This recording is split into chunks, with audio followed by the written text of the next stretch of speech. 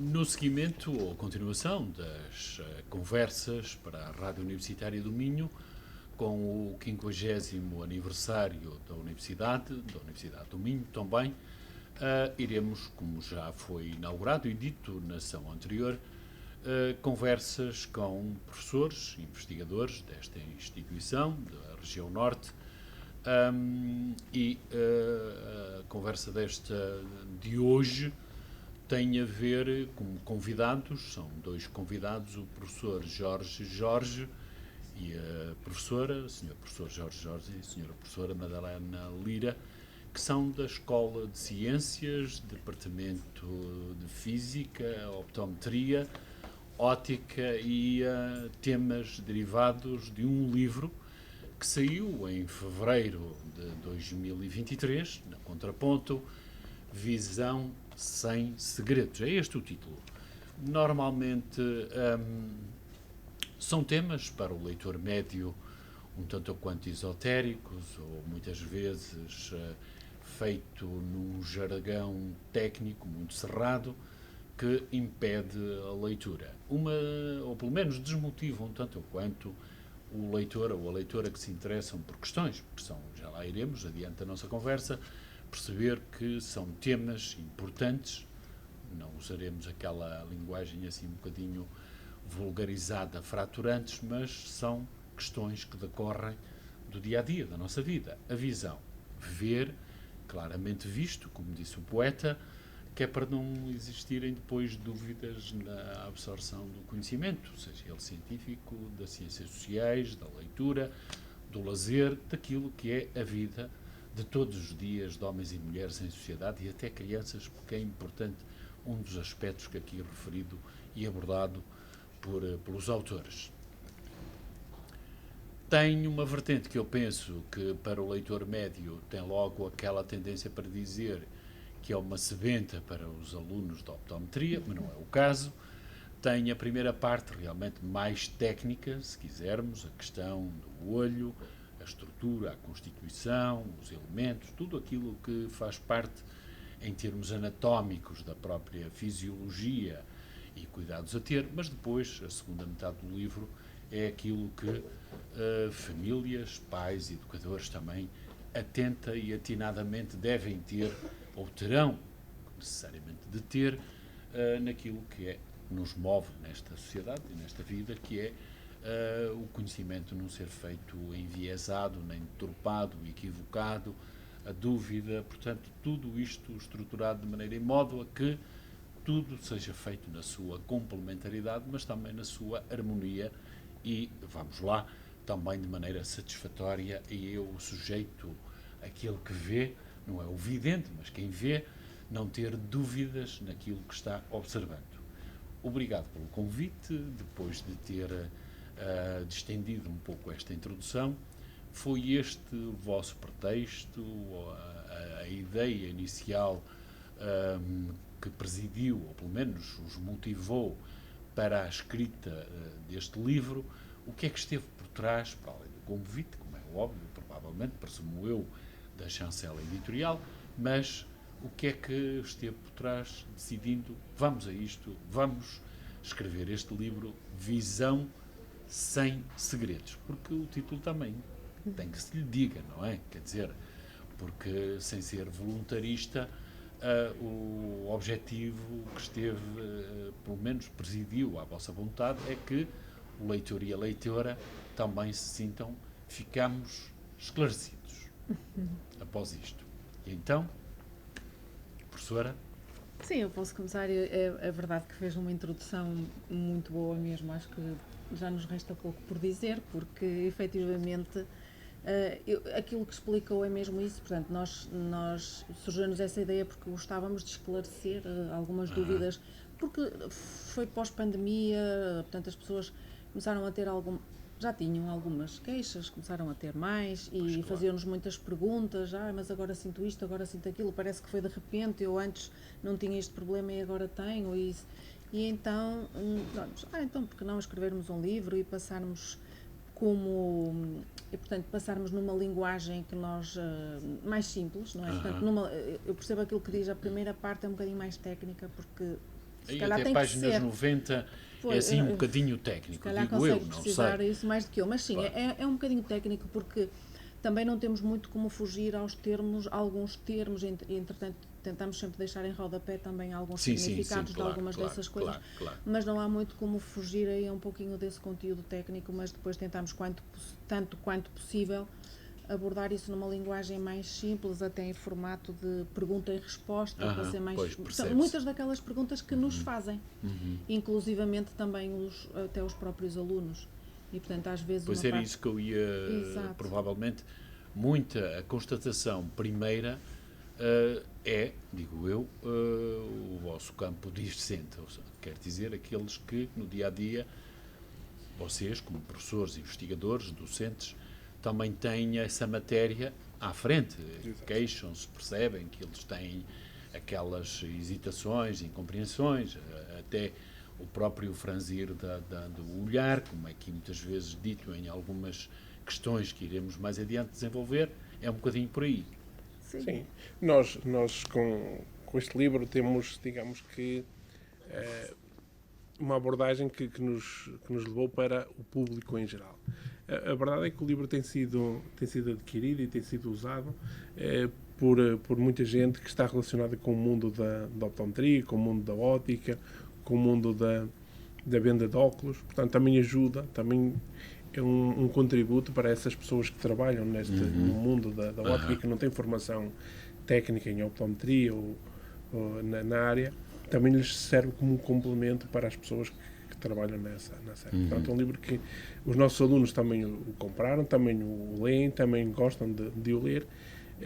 Temos essa parte mais específica desse grupo de pessoas que trabalham nas óticas e temos também o público em geral. Mas o nosso grande objetivo foi escrever um livro para que as pessoas que têm problemas de visão, que têm filhos, que têm curiosidade sobre a visão, possam ter uma fonte de informação material mesmo, seja na dúvida, credível, assim a funcionar quase como o DSM para a optometria. Deixa cá, tenho esta dúvida, instalou-se, como é que deixa cá ver pelo índice se eventualmente Sim, porque algumas coisas, alguns mitos, não é? Tentamos desmistificar algumas desses mitos também, que pronto, nem sempre, sei lá, por acaso há um até que nem pusemos aí, mas que acontece que as pessoas acham que as lentes podem derreter no olho se estiverem a fazer um churrasco, que isso não é verdade, mas acho que até esse falhou. Mas diz aqui, a dado passo, e comecemos pelo início, não é? O livro tem o prefácio escrito por um profissional da área. O livro tem que ser bom, verdadeiro e honesto, acho eu, aquelas 3 frases extraídas de uma pequena história do António Boto. Ele, como leitor, primeiro do vosso livro, não sei se foi revisor técnico, o necessário não existiu, como é óbvio, não é? De qualquer das maneiras, perceberam que sem isso, independentemente daquilo que é o passa-palavra, eu digo isto porque, por exemplo, uma pessoa das minhas relações, a minha colega, que por acaso está aqui, disse-lhe, tens aqui um excelente livro onde qualquer dúvida que possas ter no campo da visão das crianças e orientações, está aqui um excelente manual que tu podes, deixa cá ver o que é que eu poderei fazer eventualmente nesta situação que se me coloca como mãe, como educadora, no caso, ou tem filhos, e o que é que eu farei agora porque ele diz-me isto ou diz-me aquilo ou queixa-se. Tiveram também essa preocupação, ou como seguindo a regra do trabalho da investigação, da objetividade, isso não falhou. Não falhou. Não poderia falhar, não é? De modo algum. Não. Nós o que fizemos, e temos um capítulo dedicado a essa parte da visão das crianças, temos inquéritos que os pais e os educadores podem fazer aos miúdos nas escolas, nos infantários, em casa, perceber se efetivamente a criança tem algum problema, se é necessário levar a criança a fazer uma consulta pelos sintomas que nós lá descrevemos e pelas perguntas que eles podem fazer, e tudo isso é baseado em inquéritos de informação científica validada. Uhum. Nós simplesmente os transformamos numa linguagem mais acessível à população. Sim, até porque muitos dos artigos científicos, por exemplo, que nós Citam, utilizamos, e citam, não é não é? só isso, são em inglês, às claro, vezes claro, é uma claro. linguagem mais técnica e mais Pois, científica, que nem, quer dizer, as pessoas que não estão no meio académico se calhar dificilmente vão ler um Bom, artigo. claro, descodificar. Pode acontecer, não Pois. é? Pontualmente, mas não fazem isso por hábito e, portanto, nós tentamos exatamente passar uma espécie de um resumo desses estudos Aham. e pronto, para Aquilo o que normalmente num trabalho técnico é o abstract ou Exatamente. o resumé, em que colocaram-se nessa posição, deixa tornar isto mais simples e mais. Exatamente. Aham. O olho tem assim uma afirmação que é logo uma afirmação impactante. Tem consciência disso. O corpo humano faz parte do corpo humano, tirando o caso do cérebro, que é, vamos lá, um dos órgãos, ou o órgão mais complexo, aquilo que também é de alguma complexidade e essencial para a vidinha nossa de todos os dias, é a visão. É o olho, não é? Depois, pegando nisto, isto é a linha A, introdutiva, se quisermos ao tema que irão desenvolver, mas depois tecem considerações que eu junto 3 em 1, ou 4, que é mais ou menos esta. Temos 2 olhos, há um que prevalece sobre o outro, eventualmente há pessoas que só têm um olho, o outro como é que se faz a habituação, qual é a adequação que depois o próprio organismo, como mecanismo, digo eu, ajustável e sobrevivente a qualquer tipo de insuficiência, ou falta, ou ausência, como é que a visão se enquadra nisto, o córtex, o globo ocular, a retina, todos aqueles elementos que depois no miolo do livro aparecem a cores, o olho, o ponto cego, como é que estas questões se desenvolvem, se quisermos, em linguagem acessível, voltamos outra vez à mesma necessidade, naquilo que é todo o homem ou mulher perante um quadro, este quadro que eu agora aqui enunciei. Professora, se não se importa. Mas acho que é melhor falaste tu. É melhor. É assim, pronto, aquilo que começou por dizer, e nós dizemos também no livro, é que nós achamos, e não somos nós, se calhar só é que está mais ou menos assim identificado, que a visão seja um dos principais sentidos, não é? Portanto, e como tal, é importante que ela seja funcional, não é?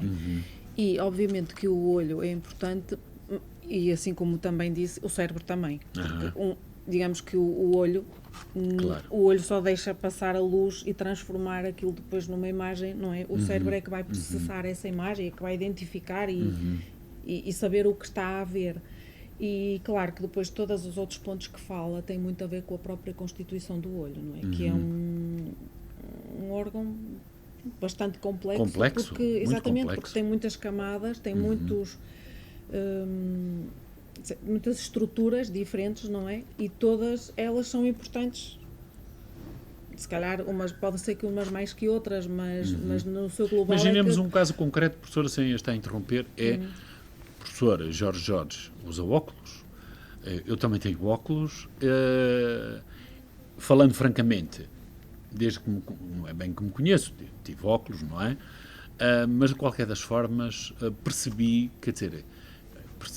sempre, não é? Que os primeiros sintomas que não conseguia ver, olhar para o quadro e perceber o que lá estava escrito, na escola primária, este rapaz não vê tão bem quanto os outros. E a partir daí, pronto, tive que usar óculos, como é notório. Mas o que eu quero dizer é que a adolescência e a juventude até se passa relativamente bem, apesar de, para jogar futebol, uma pessoa já não é como os outros, já não é mais receoso, o contacto físico já não é, vamos lá, tão espontâneo, que é normalmente e típico de quem é jovem. Mas a consciência, a verdadeira consciência, a noção da importância da visão é quando uma pessoa chega, imaginemos, no meu caso, ao liceu. Uma pessoa, mesmo com óculos, chega a dado ponto da leitura ou do estudo diário, não é? Fica cansado, está estafado, começa aquilo que depois, alguns exemplos felizes do vosso livro, como o facto de o excesso de lacrimejar, aquilo que é o olho seco, eventualmente, aspectos deste género, o estar sempre constantemente a esfregar, o desconforto. Como é que estas coisas acontecem, vamos lá, no dia-a-dia? Como é que uma mãe ou um pai, e o livro até me deixou bastante agradado, apesar da tal parte mais técnica, onde uma pessoa, pronto, vindo de outras áreas, como é normal, mas que se lê com muita satisfação e é muito útil, pragmático, funcional e muito útil. Voltando ao DSM, é assim um bocadinho para a optometria e para a visão, o manual, na dúvida, uma pessoa chega lá, ora, deixa cá ver. Mas como é que isto funciona? O ser humano, como todos os animais, não há experiência visual pré-natal. Quer dizer, Pois sim. quando nascemos, os olhos não sabem o que é que têm que fazer, andam perdidos. E nos primeiros dias, nos primeiros meses de vida, há um rearranjo das estruturas, da musculatura, de tudo, com o objetivo de irmos desenvolvendo a visão. Portanto, e se não houver nada de errado, desenvolvemos uma visão chamada normal, com estereopsia, com capacidade para vermos a 3 dimensões, e tudo funciona lindamente. Quando temos um olho que não funciona, temos problemas. Porquê? Porque na maior parte das vezes nós não conseguimos, ou os pais não conseguem, ou a própria criança não se consegue perceber que um dos olhos não funciona. Porque nós, no dia-a-dia, andamos com os 2 olhos abertos, não andamos a tapar um olho e outro a perceber se temos esse problema. E é muito frequente as crianças chegarem ao início da idade escolar, ou às vezes até mais à frente, até ao liceu, com problemas de visão sem terem sido detectados. Felizmente, nos últimos tempos, temos tido programas de rastreios visuais em crianças com 2 anos, 2 anos e meio, depois no início da idade escolar, que nos vai arrumando muitos desses problemas. Na minha geração, isso via-se quando íamos à inspeção. Quando chegávamos à inspeção, íamos à inspeção, havia muitos que diziam, tu ficas de lado, tu não vês no olho. Pois é. E as pessoas andaram eu estou-me a rir porque sucedeu-me isso. Eu cheguei lá e lá o especialista disse-me, ouve bem, ver é que não vê. E isso a visão, quer dizer, se temos 2 olhos, um deles funciona, as crianças não sabem isso, portanto, aí temos a parte que nós alertamos dos pais, sim, claro. Nesse sentido, de perceber essas coisas. Portanto, quando um dos olhos não funciona, temos um déficit. Portanto, depois pode haver muitos ajustes visuais. Por exemplo, a capacidade que nós temos para ver a 3 dimensões, nós temos uma coisa que chamamos as pistas monoculares, e falamos isso no livro. Sim, claro. Nós conseguimos perceber onde é a distância que está, mesmo só usando um olho. Só que se nós usarmos os 2, esquecemos essas outras pistas. Passamos a usar só as pistas binoculares. Portanto, se um dia tivermos o azar de perder um dos olhos, temos depois muita dificuldade a voltar a perceber, a voltar às origens. Portanto, quando temos uma pessoa que é adulta e que perde um olho, ela tem um período muito longo de adaptação, porque o mundo está feito, está estruturado para ser visto a 3 dimensões. E isso é muito simples. Se vocês quiserem, chegam a casa, fecham um olho e tentem pôr água num copo. E veem que o copo não está no mesmo sítio, porque só com um olho não conseguimos fazer. Se fizerem ou até estacionar um carro, que não é recomendável, mas isso é sinal de que nós fomos feitos para ver com os 2. Quando perdemos um dos olhos, temos um processo de adaptação que é muito longo e causa muitos problemas durante esse processo. Para os dois, para a professora Madalena Lira, se calhar quem nos está a escutar, provavelmente tem quase a certeza que sim, e vocês, no livro, os professores, defendem, é minha impressão como leitor, defendem as virtudes e as vantagens, porque tenho quase a certeza, porque eu próprio tive essa experiência, de as lentes progressivas. Agora, aqui um lado mais... E muitas pessoas se queixam de que não fazem a adaptação. Isto a propósito do professor Jorge ter dito da questão de fechar um olho e experimentar, que tem muita dificuldade na adaptação. A adaptabilidade é muito constrangedora. As pessoas hesitam muito, parece que as distâncias, no meu caso, as distâncias são sempre muito... dão-nos uma insegurança tremenda, acidentes podem provocar. O que é que a vocês, como nós investigadores e professores... Nós, no livro, temos um capítulo dedicado exatamente a É lentes isso, progressivas. exatamente, era isso. Porque é um dos mitos que temos na nossa sociedade. É um É um dos mitos. Sim. As pessoas dizem, eu não quero lentes progressivas, eu não vou adaptar porque a minha vizinha, a minha mãe, a minha prima não se adaptaram às lentes progressivas. E nós, a lente progressiva é, hoje em dia, em termos tecnológicos, algo extremamente excepcional. Porque tem umas características muito interessantes em termos ópticos. É lógico que as lentes envolvidas nos anos 70 e nos anos 80 não tinham essas características. E o problema que temos é que continuamos a vender lentes que foram desenvolvidas nos anos 80 e 90. Portanto, essas lentes são mais difíceis de adaptar. Têm muitos constrangimentos. Nós, no livro, falamos daquilo que é importante. Primeiro, é importante que haja uma consulta, um exame visual que foque não só o erro de graduação, se a pessoa vê bem ou se vê mal, mas também a coordenação dos dois olhos. Portanto, essa consulta tem que ser feita e bem feita. Tem que haver uma qualidade de termos de lente que seja uma lente boa em termos técnicos. Tem que haver o técnico que passa a lente, que vem uma coisa assim deste tamanho, para a armação, tem que ter capacidade para isso, tem que ter máquinas preparadas para isso e tem que saber fazer outra coisa que é tirar as medidas certas. A lente tem umas determinadas características, tem que ficar no sítio certo. E depois tem a parte do utente, que tem que ser resiliente. Quer dizer, não é pôr os óculos, ao fim de 30 segundos eu não consigo adaptar. Claro, há ali um período em que aquilo que falava há pouco, das distâncias que mudam, nas escadas, nessas coisas, claro que tem que haver ali um período de alguns dias para se poder adaptar. Portanto, se isso tudo encaixar as peças de um puzzle, não há problema. Não há neste momento porque isso acontecer. Exatamente. O que às vezes acontece. Eu digo-lhe isto porque eu era dessas lentes dos anos 80 ou 90 e estas são progressivas. Estas são, pronto. E tive esses constrangimentos iniciais e ficava assim um bocadinho, mas digo assim, isto se é para ir para a frente, é para a frente que vai. E, portanto, é por aqui.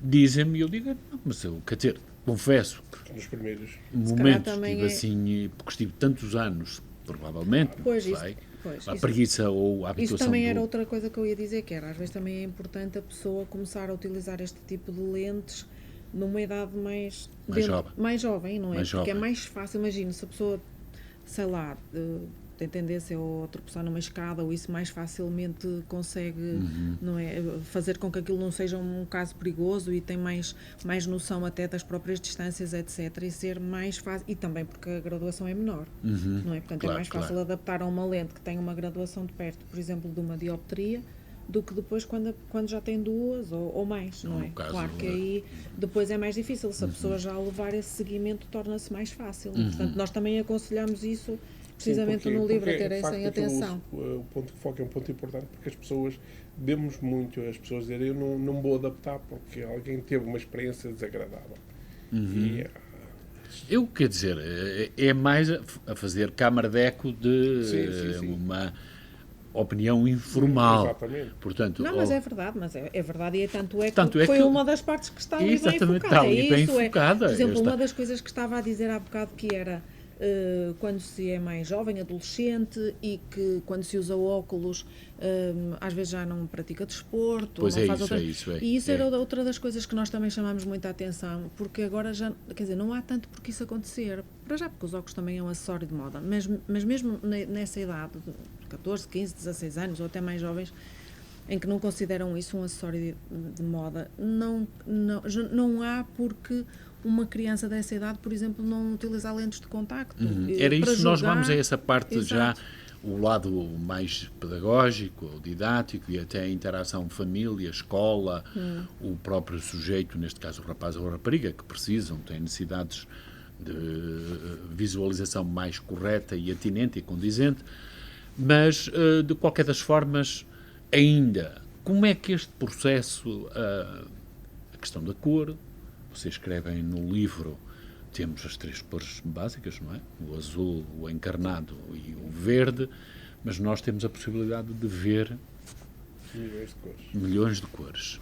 Como é que essa questão da cromaticidade, como é que isso funciona, o processamento, como é que há o registro e depois o cérebro descodifica, o daltonismo, sendo mais masculino do que feminino, como é que estas questões, a nível da própria estrutura ou anatomia ocular, o olho individualizado, como é que isto ali, vamos lá, esta mecânica toda encaixa? Nós temos na retina, na parte nobre do olho, temos dois tipos de células fotorreceptoras, daquelas que recebem luz e as transformam em impulso elétrico. Uma que são os bastonetes e outra que são os cones. Exatamente, os cones. Os cones, há três tipos de cones, ou cones com três sensibilidades diferentes. Uma que é mais sensível no azul, outra no verde e outra no encarnado. No encarnado ou no vermelho. E quando isso tudo funciona bem, nós conseguimos reproduzir milhões de cores. Somos capazes de perceber milhões de cores. Quando um dos fotorreceptores ou não tem capacidade para receber a luz e transformá-la, ou o pigmento que faz a absorção está ligeiramente deslocado do pico que deveria ter de absorção, as cores saem distorcidas. A realidade é que nós pensamos que um daltónico vê preto e branco, ou que vê tons cinzento. Pois, isso não é verdade. Não é verdade. Eu só tive a possibilidade de conhecer um daltónico e atesto que não é verdade. Eles conseguem perceber as cores e depois o problema da visão das cores, ou a grande vantagem da visão das cores, é que é um processo de aprendizagem. As pessoas podem olhar para um determinado objeto e até bem aquilo com uma cor que eles acham que não é cor, mas durante anos e anos e anos aprenderam que aquilo era verde, ou que aquilo era azul, ou que aquilo era amarelo. Portanto, a pessoa foi aprendendo a visão das cores. Portanto, um daltónico pode e tem uma vida perfeitamente normal. Há uma outra situação, uma outra profissão em que ele não pode ou que não deve exercer, que lhe poderá criar alguns equívocos ou até algum... Agora, no dia-a-dia, no seu trabalho normal, é perfeitamente capaz de o fazer. Não é um problema de lesa pátria. Agora, há outros tipos de alterações em que, de facto, a pessoa não tem capacidade nenhuma de perceber cores, porque tem uma lesão nos cones, e essa sim tem uma diminuição muito acentuada da capacidade de visão e não consegue perceber cores. Mas isso estamos a falar de casos já patologias extremamente raras. O que temos do daltonismo, que nós falámos aqui, o nome daltonismo vem do Dalton, que era um inglês, anómalo, portanto tinha uma dificuldade em perceber os tons relacionados com o verde, e normalmente estima-se que seja entre 8% a 10% da população masculina e 0,5% da população feminina. Portanto, é normal. Vocês desenvolvem a teoria genética para o cromossoma X e Y. Exatamente. Está ligado ao cromossoma X, a maior parte das disfunções. Portanto, é normal, se nós tivermos uma turma de 40 ou 50 alunos, termos pelo menos 2, às vezes 3 alunos que possam ter sofrem desse tipo de problema. Mas é perfeitamente... Alguns chegam à idade adulta sem saber. Nós tivemos este ano a fazer rastreios visuais numa escola, portanto, ao 7º, 8º e 9º ano, e detectaram-se alguns miúdos que não sabiam. E eles, pura e simplesmente, desconheciam. Não desconheciam totalmente. Mas fica aqui a nota que, em condições normais, a vida também decorre normalmente. Quase normalmente. Exatamente. Também dizem, uma questão que muitas vezes é a parte mais... que eu vou passar um bocadinho por essa questão que referi, que era o olho seco, o lacrimejar em excesso, que, por exemplo, tomando como exemplo uma pessoa, o sujeito A, que, porque lê imenso, porque passa a vida a ler, à noite um desconforto que é demasiada lacrimejar. Até que ponto essas lágrimas em abundância, antes de adormecer, podem provocar ou acirrar, como fazem os jovens assim, acirrar o edema do sono noturno, porque vocês dizem a dado passo que quando se dorme também provoca e de manhã esvai-se, desaparece, mas até que ponto é que isso poderá ser lesivo ou hoje? Estamos a falar de uma coisa um bocadinho diferente, que esse edema é um edema fisiológico, é Fisiológico, normal, pronto. É ao o normal. E depois de manhã, pronto. é normal. Decorre e depois há a vida outro como tipo todos de os dias. edemas que podem ocorrer em algumas patologias, etc. No caso da lágrima, é um assunto também que nós demos algum destaque no livro, porque há muitas pessoas... Eu digo isto porque, sem vocês encarregam-se, são muito claros quando dizem a questão da lágrima e depois quando o uso, parece que é a sensação que se extrai do vosso livro, uma moda de estar, que eu já percebi não também. É moda. Quer dizer, mas há pessoas que... É uma moda...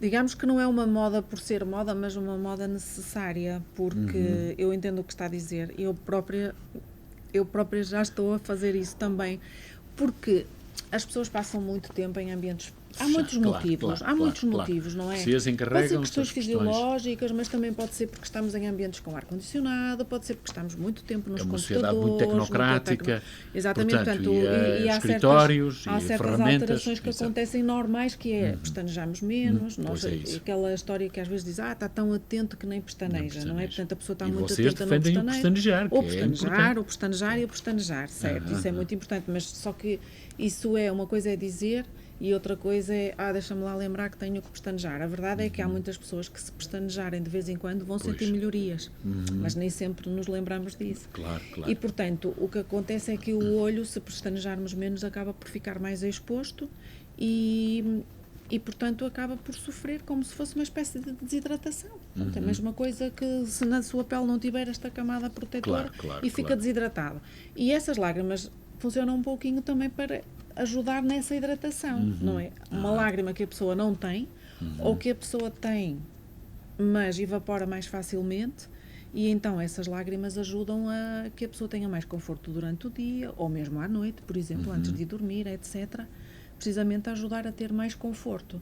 E de facto, é um problema que tem vindo a aumentar e é por isso também que os fabricantes têm apostado muito no fabrico de diferentes lágrimas artificiais. Pois isso. Portanto, aqui há uns anos atrás havia uma ou duas e agora há muitas. Há muitas porque, dependendo do tipo de problema que a pessoa tem, também é mais aconselhável um ou outro tipo de lágrima. Ou seja, não é só ter lágrima só por ter, porque eu posso ter muita lágrima e estar a comprar uma lágrima que até nem é adequada para mim, porque tenho muita lágrima e não é bem aquilo que preciso de um outro componente. Claro. Mas isso, em princípio, os profissionais de saúde saberão dizer qual é a mais indicada para cada caso, exatamente. Para cada situação. E pronto, e isso é muito importante também no dia-a-dia, porque acaba por ter muita influência na própria qualidade de vida das pessoas. O que é importante neste livro, e isto agora é o meu comentário, que é para não deixar para o fim, para não dar o mecanismo da suspeição, é que não é nenhum favor que lhes faço, os técnicos são vocês, os investigadores são vocês, da área, mas é um livro que no final da leitura, o leitor ou a leitora, o pai, a mãe ou o pai, sentem-se, como é que eu ia dizer, bem acompanhados. É um livro que lhes dá muito, não substitui, evidentemente, o oftalmologista, nem nada que o pareça, mas é muito orientativo e elucidativo naquela, vamos lá, o objetivo que é as primeiras dúvidas, ou dúvidas, algumas delas já com muita consistência e às vezes preocupantes, são descodificadas numa linguagem muito clara e muito transparente e muito cristalina, e a partir daqui quase que dizer, olha, o caminho que tu tens, o caminho A, B e C, tens que ir no caminho B, porque é isto que tu precisas a partir da leitura do visão que vocês escreveram. Agora, aquelas partes mais também do dia-a-dia, o astigmatismo, a miopia, porque é logo, também sou do tempo em que qualquer problema de visão era, isso é miopia. Quando não? O astigmatismo e depois a questão que vocês falaram, também falam e desenvolvem muito no vosso livro, que é as lentes de contacto. Por causa do desporto, dos mais jovens, podem, não podem. Dormir, vocês têm uma posição assim um bocadinho, não é ambivalente, dizem as lentes são ótimas, são funcionais, ajudam e muito, mas o dormir, porque depois vem o mito, a lente pode entrar no olho e é um Deus nos acuda. Como é que estamos com este trio de situações? A verdade é que a miopia, se nós perguntarmos à população, fizemos um inquérito à população, qual é o defeito que tem, porque é que usa óculos, se calhar 80% diz que tem miopia. E na verdade não tem nenhuma. É o nome que toda a gente sabe. A miopia tem um problema que está a aumentar. Cada vez mais temos pessoas com miúpes. As novas gerações são predominantemente miúpes, portanto, isso é um problema que temos. E hoje em dia as empresas estão todas a direcionar a sua investigação para estratégias para diminuir a produção da miopia. Porque o que se tem visto e o que se sabe hoje em dia é que a miopia, a partir de 6 ou 7 dioptrias, começa a causar problemas patológicos graves. Um olho adulto, uma pessoa adulta de 50 ou 60 anos, tem um acréscimo de risco de lesões oculares muitíssimo maior pelo facto de ter miopia. Portanto, a estratégia é essa. Nós temos em Portugal uma prevalência que ronda os 30% a 35%. Não há números concretos, mas ronda os 30% a 35% da população geral. Nas populações mais jovens, temos mais. Mas, por exemplo, alguns países asiáticos, há prevalência de miopia de 80%.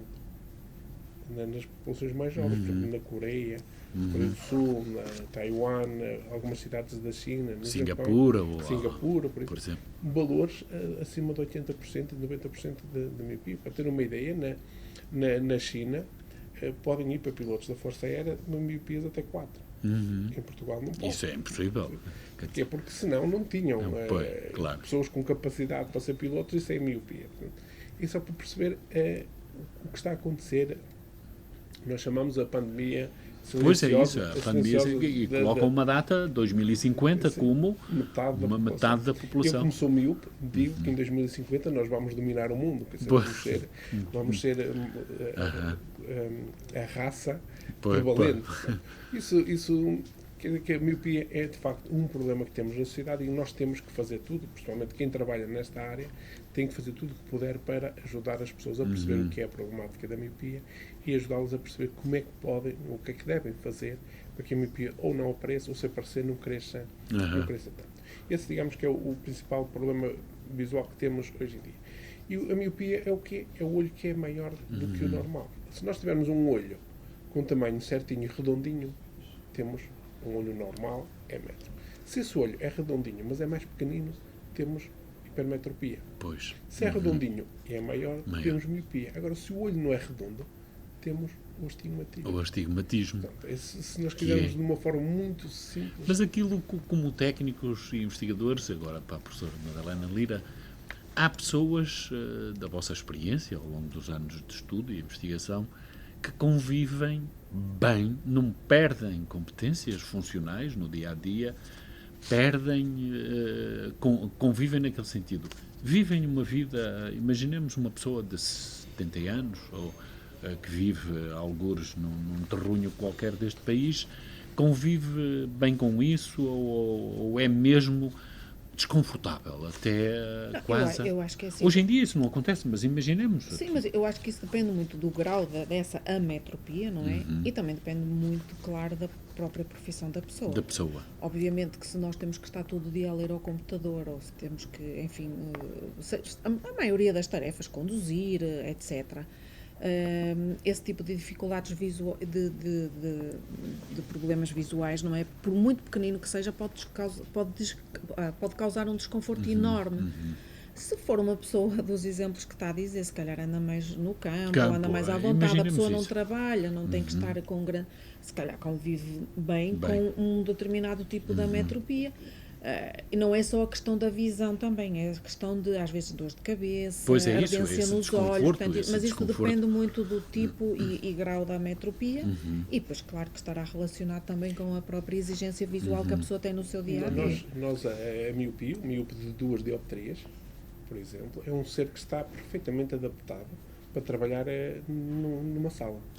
Nós em tom de brincadeira, só em tom de brincadeira é que o dizemos, que a miopia é uma evolução da espécie.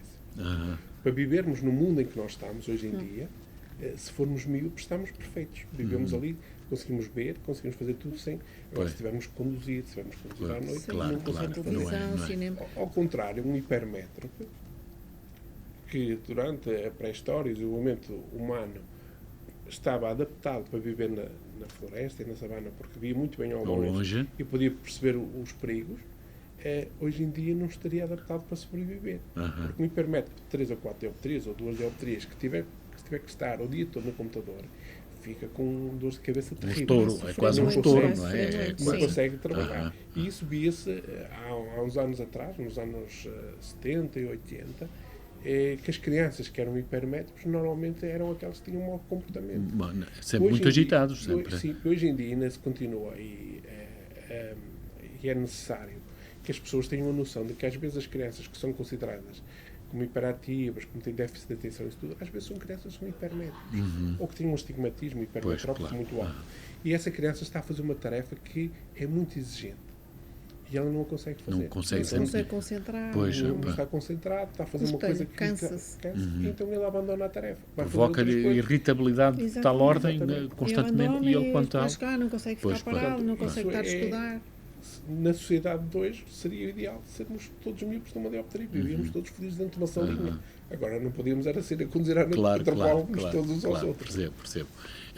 Falámos das lentes de contacto, não se esqueçam disso, e depois aquelas questões que também são de ordem prática, ou seja, vocês referem que a luz azul, que é aquilo que LED, aquilo que anda por aí, hoje em dia que é pernicioso de alguma forma, porque hoje a nossa sociedade, há um bocado focamos a correr, mas tecnologicamente desenvolvida, hipertecnológica, o uso excessivo de computadores, o uso excessivo de telemóveis, o uso excessivo de filmes, qualquer coisa, está tudo a começar pelos mais jovens, e isso até que ponto é que também é negativo no processo, imaginemos nós, pedagógico, da aprendizagem.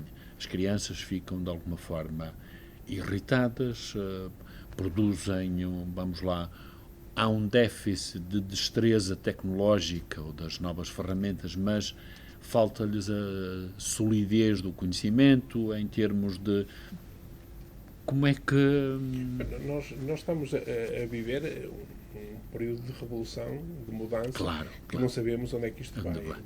Há alguns estudos que dizem, por exemplo, que as crianças no Japão apontam com o polegar, porque têm uma zona cerebral de polegar mais envolvida. Há outros há estudos que demonstram que há aqui um osso que desenvolve. Estamos num período que nós não sabemos o que é que vai acontecer no futuro. Em termos visuais, a luz azul é um desses fenómenos. Todos nós falamos e todos nós dizemos que a luz azul que é extremamente crucial. O olho humano desenvolveu-se durante milhares de anos para receber a luz azul. Mas a luz azul que vem do céu. Do sol. O que é que acontece é que nós agora expomos essa luz, esses picos de luz, em horas que não nos devíamos expor. E isso tem alterações, por exemplo, do ciclo circadiano. Exatamente. E isso sim que tem algumas alterações. Em termos de intensidade da luz que chega à retina, das lesões que pode provocar, por exemplo, na retina, o facto de usarmos um telemóvel, ainda não temos aquelas conclusões evidentes que nos diz se usar isto vai ter aquilo. Isso ainda não, a causa e efeito ainda não há. Não está perfeitamente claro. Há alguns estudos que dizem que sim, apontam, mas há outros que as empresas que produzem lentes estão todas a dirigir-se no sentido de produzir lentes que filtram essa radiação, portanto, mas ainda não temos ali aquela certeza absoluta que o facto de estar a usar 10 minutos o telemóvel que vai provocar isto ou aquilo. Portanto, é uma coisa que se vai acumular ao longo dos anos e só daqui a alguns anos é que nós vamos ter essa noção da informação. Sim, e mesmo nisso, a nível pedagógico, essa pergunta também que estava a fazer há pouco, não é a nossa área, não é? Nós não sabemos avaliar isso, mas uma das coisas que na escrita do livro e também em algumas conversas que vamos tendo, não é, sobre o livro, o que nós dizemos é que certamente em termos visuais nós discordamos, mas é só em termos visuais. Por exemplo, que um miúdo de 5 ou 6 anos já possa ter que passar, por exemplo, o fim de semana a fazer trabalhos de casa, porque isso é verdade, isso acontece. São miúdos, são muito pequeninos na escola primária que deveriam aproveitar o fim de semana para passear, a estar ao ar livre, etc. E alguns deles estão a fazer fichas e trabalhos de casa e mais trabalhos de casa. Isso Do ponto de vista visual, achamos que isso é um stress grande e é isso que às vezes é o impulso para começarem alguns problemas. Agora, se pedagogicamente isso vai trazer melhores resultados ou não, nós isso não sabemos responder, não é? Eu, em relação às lentes de contacto, pois é isso, já falámos, não é? Vamos. As lentes de contacto, há muitos mitos. Há muitos mitos. Um deles é, por as lentes exemplo, de contacto, crianças... e aproveito também já agora os óculos de sol. Porque há gente que óculos de sol é agora no verão, mas também dizem no vosso livro, no inverno, quem vai para São Moritz e não só, por exemplo, Sim. ou para a Serra da Nós Estrela. também temos muito sol aqui. Temos muito sol e a coisa Sim. não é nada agradável. Sim, exatamente. Mesmo um frio desgraçado, mas é só a radiação. Mas é a radiação. No inverno também depende não é? do índice de UV. Pois é, mas, isso que é um elemento importante. Sim. Que referem os ultravioletas. Exatamente, que são prejudiciais, como são para a pele, não é? Claro, Portanto, claro.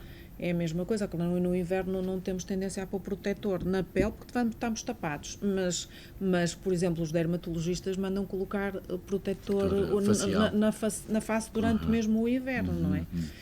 Mas pronto, em relação às lentes de contacto, um dos mitos que ouvíamos muitas vezes é que só pode usar lentes de contacto quando tiver 18 anos, ou agora se calhar começou-se a passar para os 16, mas é assim, nós, e alguns de nós aqui mesmo na Universidade do Minho, é a nossa área de investigação e, portanto, os materiais das lentes de contacto têm evoluído muitíssimo nos últimos anos. Portanto, quando nós estávamos a estudar uma lente de contacto molde, aquelas moldes, eram fabricadas com materiais, chamemos-lhe agora, muito fracos. Gelatinoso, mas era muito fraco, tinha muito pouca transmissibilidade ao oxigênio e, portanto, a longo prazo acabava por causar bastantes complicações oculares.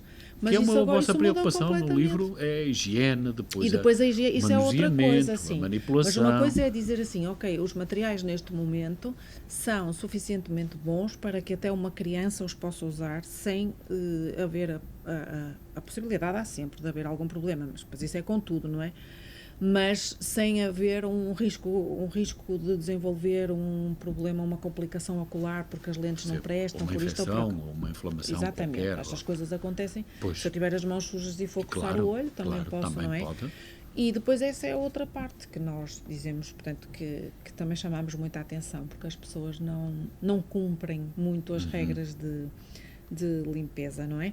E então, em vez de usarem as lentes um dia, por exemplo, às vezes usam 2. Pois. Elas são de um dia, mas passam a usar 2, são de um mês e duram um mês e meio, não limpam o estojo porque até quando compram boa um e frasco, velha maneira portuguesa, deixa andar. Guarda-se o frasquinho, guarda-se o estojo novo e continua-se a usar o velho e, portanto, aquilo vai criando micro-organismos e tudo que depois com o tempo, portanto, e nós chamamos muita atenção disso, porque também nós tentamos refletir aqui não só as perguntas que as pessoas nos vão fazendo e os alunos, etc., mas também os próprios, por exemplo, fabricantes, não é? Que nós temos ligação com interação que temos entre... com fabricantes de lentes de contacto, fabricantes de lentes oftálmicas e algumas das preocupações também que eles têm e que se apercebem cá fora, não é?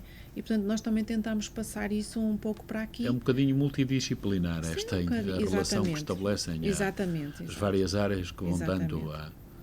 E o professor ia acrescentar?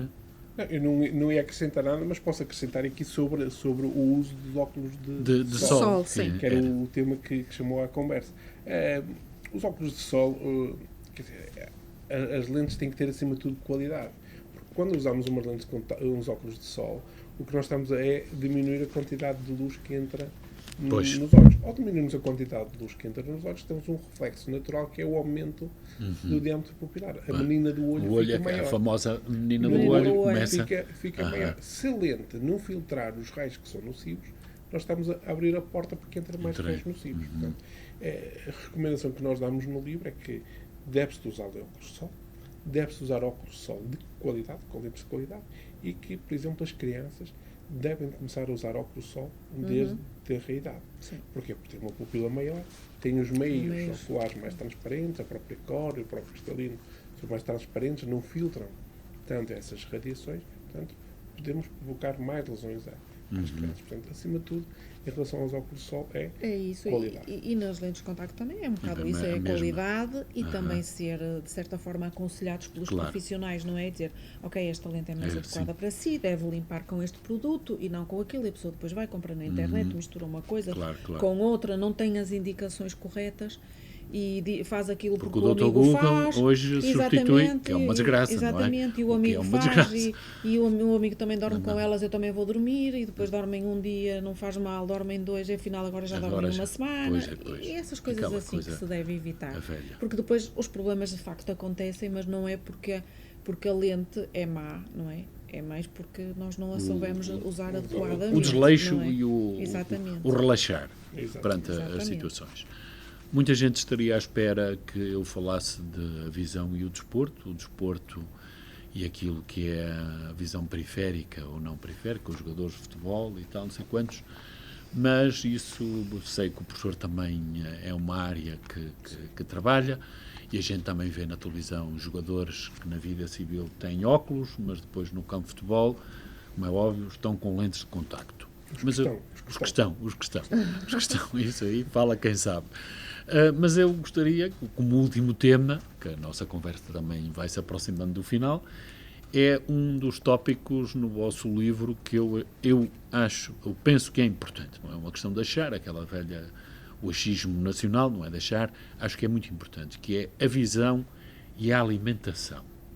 Uma alimentação, até que ponto? A alimentação correta, o que é aconselhável, o que é que a nossa intuição no dia-a-dia nos parece que é o indicado. Lembra-se, citam no vosso livro, que quem comia muitas cenouras ficava com os olhos muito bonitos. Eu sou desse tempo. Sim, come cenouras porque bonitos, bons e bonitos e essas coisas todas. Há de facto, uma causa e efeito entre a alimentação que se faz no dia-a-dia. É importante para quem tem problemas de visão, como é o meu caso, não é? Não vai fazer... Ao longo da vida, quer dizer, se estabiliza como ou o resto do nosso corpo. Do nosso corpo, quer dizer, não vai fazer desaparecer a miopia, ou não vai fazer desaparecer, não é? Não vamos deixar de ter a vista cansada ou ter a tal presbiopia que acontece com a idade. O que se calhar podemos fazer é assim, como a alimentação contribui para o resto do bem-estar, talvez vamos na mesma envelhecendo, mas certamente de uma forma mais saudável ou menos prejudicial, não é?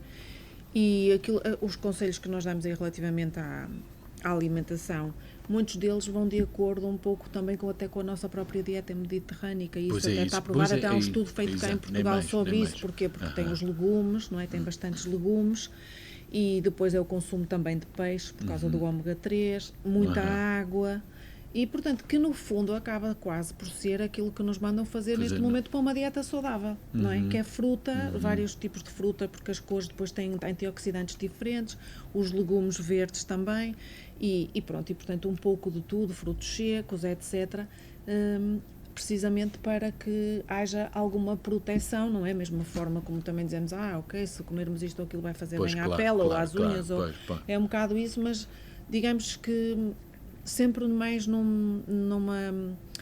direção de prevenir do que propriamente de vamos salvar isto tudo e agora vou comer isto e para a semana já não tenho. Exato. Nem mais.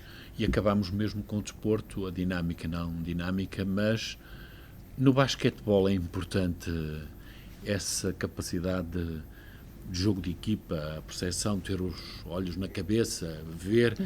O futebol é aquela coisa do corriqueira todos os dias, mas no basquetebol a sensação que se tem, porque é mais concentrado o espaço, parece que estão todos muito juntos, porque estão mesmo muito juntos os atletas. Como é que, professor... O basquetebol é um dos esportes que tem sido bastante estudado, porque este da visão do desporto nos Estados Unidos é uma área que é bastante estudada, principalmente no beisebol, no basquete. Sim. E os jogadores de basquete, aqueles que são avaliados e que são estudados, escrutinados, vamos lá, têm um campo visual útil superior aos que não são jogadores de basquete. Quer dizer, o campo visual útil, quer dizer, eu estou a olhar para si, mas estou a ver o que é que se passa aqui. Eles conseguem perceber-se mais informação do que está lá atrás.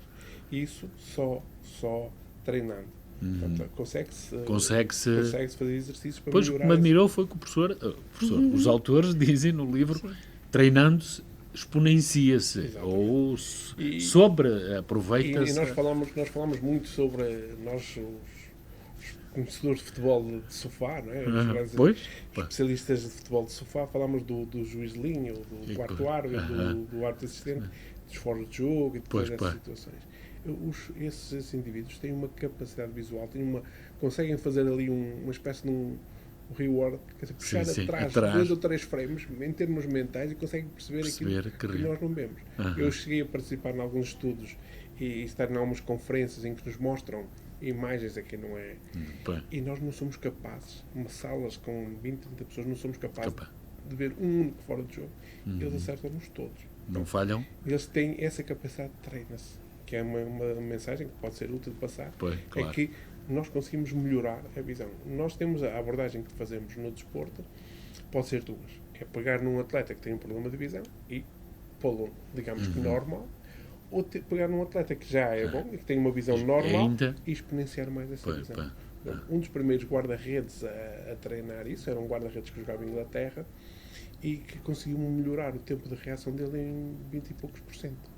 Ele tinha 263 milissegundos de tempo de reação. Normalmente um guarda-redes que nós temos por aqui tem cerca de 350, 400 milissegundos de tempo de reação. E ele conseguiu melhorar. Melhorar quase. Exatamente. E essa informação é útil, porque as pessoas às vezes pensam que não, é mais habilidoso ou menos habilidoso. Podemos treinar. Como treinamos outra parte qualquer do corpo, treinamos os olhos também. Chegou ao final a nossa conversa. Quero agradecer a simpatia e a atenção que tiveram com a Rádio Universitária, com a Universidade do Minho e também connosco, conversamos aqui agradavelmente, tudo baseado no livro deste ano, de fevereiro de 2023, Visão Sem Segredos. Mais do que um livro, é um excelente manual de orientação para quem, pedagógica e educacionalmente, por vezes se vê confrontado com algumas dúvidas, dilemas e até alguma angústia. Fica aqui a sugestão para leiam-no e aproveitam-no, que muito útil vos será. Obrigado. Muito obrigada, obrigado por esta conversa. Obrigada pela oportunidade.